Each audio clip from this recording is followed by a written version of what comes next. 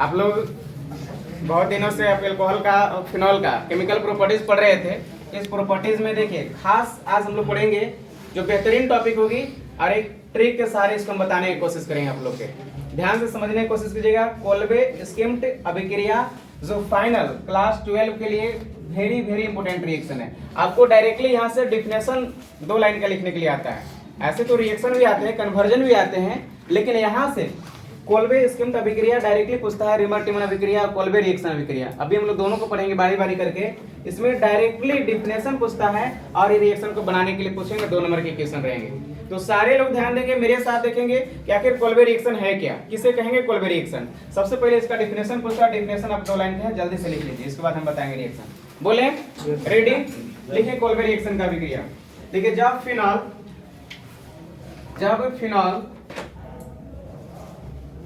को NaOH के साथ, जब फिनॉल को NaOH के साथ 400 केल्विन ताप पर, जब फिनॉल को क्या लिखे NaOH के साथ 400 केल्विन ताप पर उच्च दाब के साथ अभिक्रिया कराई जाती है तो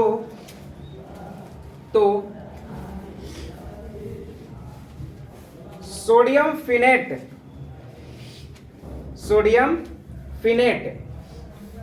आयन प्राप्त होती है।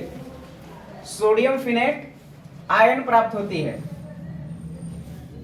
क्या हम बोले, जब फिनॉल को, थोड़ी सी हम भी यहाँ लिख दे रहे हैं, कुछ ऑनलाइन क्लास वाले को दिक्कत हो रहा हो तो, जब फिनॉल को क्या हम बोले NaOH के साथ, ठीक है, जब फिनॉल को NaOH के साथ 400 केल्विन क्या बताया है ताप पर ना, 400 केल्विन ताप पर उच्च दाब के साथ लिखे थे, उच्च दाब के साथ, थोड़ी सी रुकेंगे। जब फिनॉल को NaOH के साथ 400 केल्विन ताप उच्च दाब के साथ गर्म किया जाता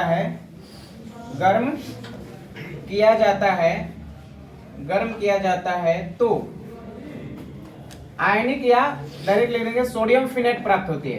तो सोडियम फिनेट प्राप्त होती है, सोडियम फिनेट प्राप्त होती है। यहां तक क्लियर है, सोडियम फिनेट प्राप्त होती है।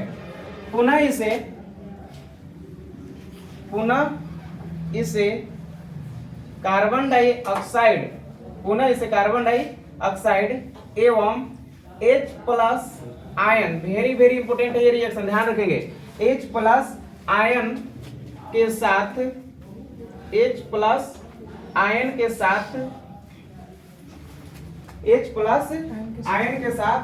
4 से 7 वायुमंडलीय दाब पर, 4 से 7 वायुमंडलीय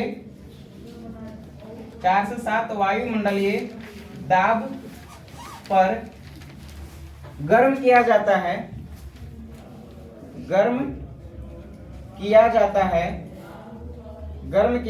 है तो कितना, 4 से 7 atm या वायुमंडलीय दाब पर गर्म किया जाता है तो सैलिसाइलिक एसिड प्राप्त होती है। तो सैलिसाइलिक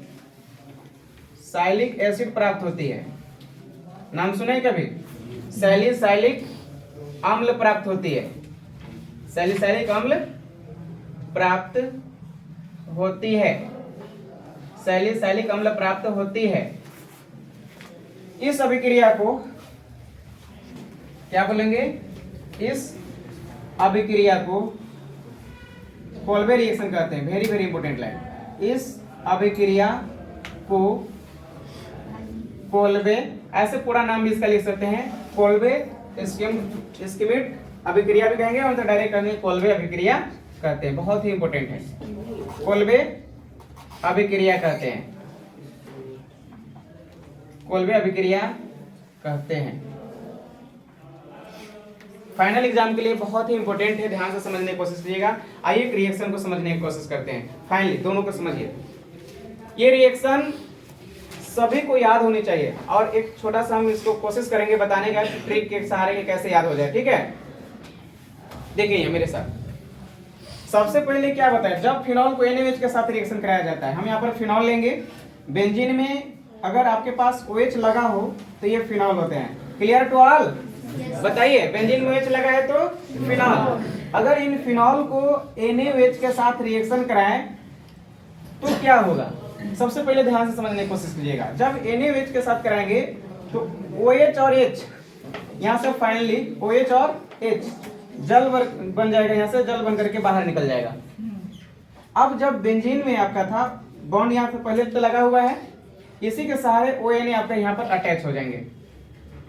इसी के सहारे बेंजीन में आपका ONA अटैच होगा, यहाँ ONA, इसका नाम है सोडियम फिनेट। क्या है? सोडियम फिनेट, जो आयनिक प्रवृत्ति का होता है। कैसा होता है? आयनिक प्रवृत्ति का होता है ये, और ये बन जाता है आपका सोडियम फिनेट। बहुत ही बेहतरीन रिएक्शन आप सीख रहे हैं। इस रिएक्शन को माइंड में एकदम पूरी तरीके से रखना है, जैसे जैसे हम लिख रहे हैं वो भी याद रखना है, प्लस में ये आपका जो रिएक्शन को तो माइंड में रख लेना है, ठीक है। जब फिनॉल को NaOH के साथ रिएक्शन कराएंगे तो OH और H बाहर निकला और ONA आपका बच जाता है सोडियम फिनेट। पुनः अब यहाँ से पढ़िए, पुनः इसे कार्बन डाइऑक्साइड और H प्लस आयन के साथ, इसमें दो मेरे पास अभिकारक भाग लेता है। ये सबसे इंपॉर्टेंट बात है। पहली है, इसमें ध्यान रखें, हम नंबर 1 करके देख ले रहे हैं। इसमें एक लिया है कार्बन डाइऑक्साइड भाग, देखिए लिखे हैं, और दूसरी जो भाग इसमें लिया है H प्लस आयन लिया है भाग। ऐसा कराना अनिवार्य रूप से जरूरी होती है, तभी ध्यान से समझिए। अगर ये दोनों साथ में आते हैं तो आने के बाद क्या प्राप्त होता है बताइए? सैलिसाइलिक एसिड का निर्माण होता है। कैसे सैलिसाइलिक एसिड बने बताइए?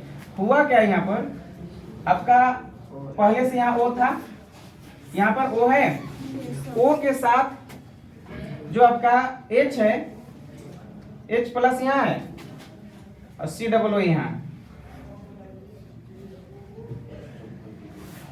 सोडियम फिनेट। थोड़ा सा समझिएगा, O और H, यहाँ इसको पहले लगाए COOH। इसे यहाँ देख रहे हैं, C कितने O है? 2 O है, तो COO हम लिख सकते हैं, COO और H हो जाएगा NH। फाइनली आपके पास बच रहे हैं ना मेरे पास सोडियम फिनेट में NaOH। ऑक्सीजन देखिए मेरे पास NaOH।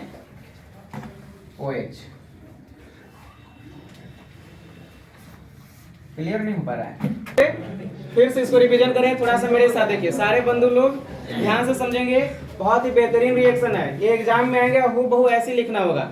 सबसे पहले यहाँ समझिए, जब फिनॉल को NaOH के साथ 400 केल्विन ताप पर उच्च दाब के साथ गर्म किया जाता है तो सोडियम फिनेट प्राप्त होती है। पहले यहाँ देखिए, जब फिनॉल को NaOH के साथ अभिक्रिया कराए तो मुझे सोडियम फिनेट मिले। यहाँ तक क्लियर है ना?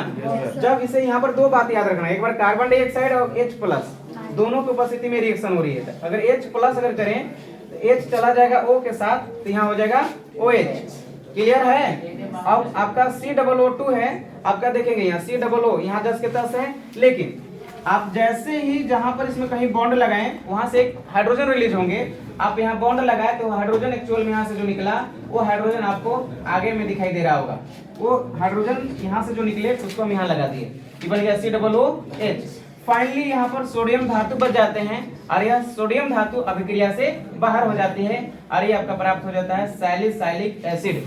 सैलिसाइलिक एसिड जब दोनों चीज हो, ध्यान समझिएगा, जब बेंजीन में अल्कोहल और कार्बोक्सिलिक एसिड जब दोनों साथ में हो तो सैलिसाइलिक एसिड बोलेंगे। सैलिक एसिड हम नहीं बोल रहे हैं, है ना? अब ये देखो, ये बेचारे अपने घर वाली है, ये बाहर वाली है, दोनों साथ में ये साली हो गए, इसलिए इसका नाम है सैलिसाइलिक। क्लियर है ना?